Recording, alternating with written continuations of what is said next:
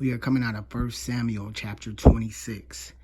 And the Ziphites came unto Saul to Gibeah, saying, Doth not David hide himself in the hills of Hechelah, which is before Jessamon? Then Saul arose and went down to the wilderness of Ziph, having 3,000 chosen men of Israel with him, to seek David in the wilderness of Ziph. And Saul pitched in the hill of Hechelah, which is before Jessamon by the way. But David abode in the wilderness, and he saw that Saul came after him into the wilderness. David therefore sent out spies, and understood that Saul was come in very deed. And David arose and came to the place where Saul had pitched. And David beheld the place where Saul lay. And Abner, the son of Ner, the captain of his host, and Saul lay in the trench, and the people pitched round about him. Then answered David and said to Ahimelech the Hittite, and to Abishai, the son of the Zerah, brother to Job, saying, Who will go down with me to Saul to the camp? And Abishai said, I will go down with thee. So David and Abishai came to the people by night, and behold, Saul lay sleeping within the trench, and his spear stuck in the ground at his bolster. But Abner, the people lay round about him. Then said Abishai to David, God hath delivered thine enemy into thine hand this day.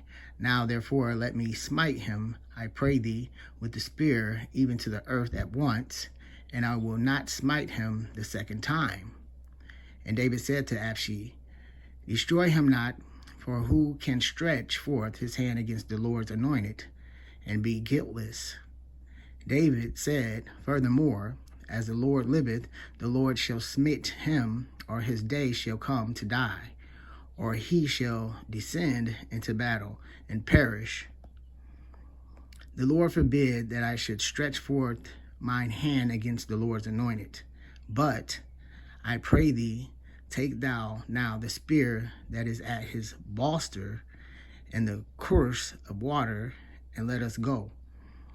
So David took the spear and the cruse of water from Saul's bolster, and they gat them away, and no man saw it, nor knew it, neither awaked, for they were all asleep, because a deep sleep from the Lord was fallen upon them. Then David went over to the other side and stood on the top of a hill afar off, a great space being between them. And David cried to the people and to Abner, the son of Ner, saying, Answerest thou not, Abner?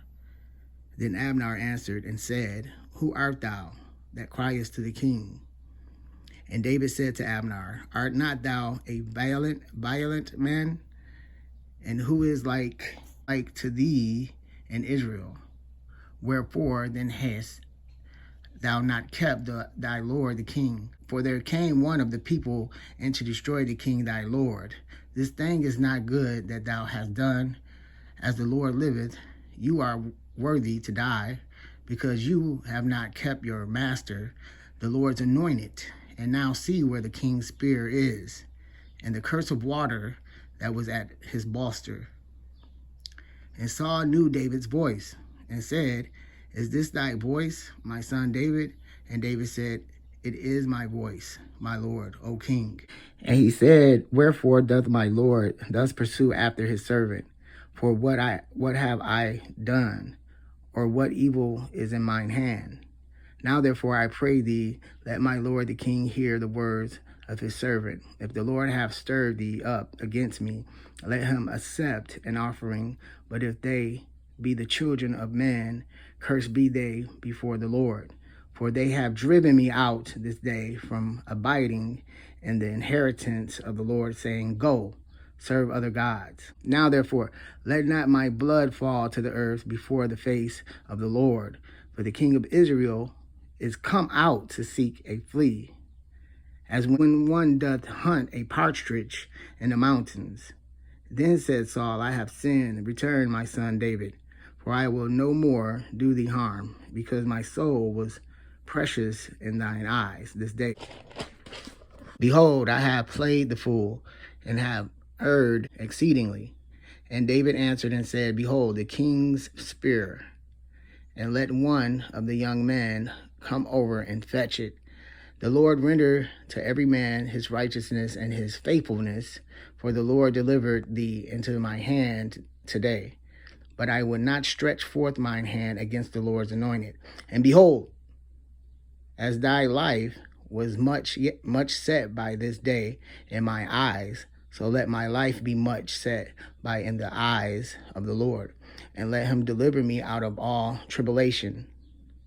Then Saul said to David, Blessed be thou, my son David. Thou shalt both do great things, and also shalt still prevail. So David went on his way, and Saul returned to his place.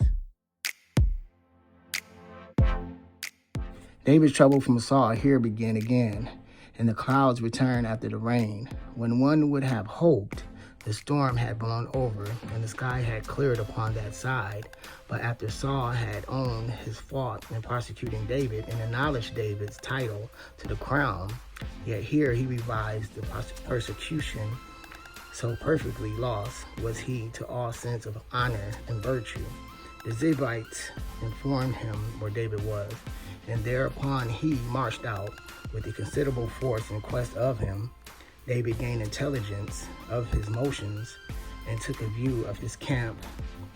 He and one of his men ventured into the camp in the night and found him and all his guards fast asleep. David, though much urged to it by his companions, would not take away Saul's life, but only carried off his spear and his cruse of water.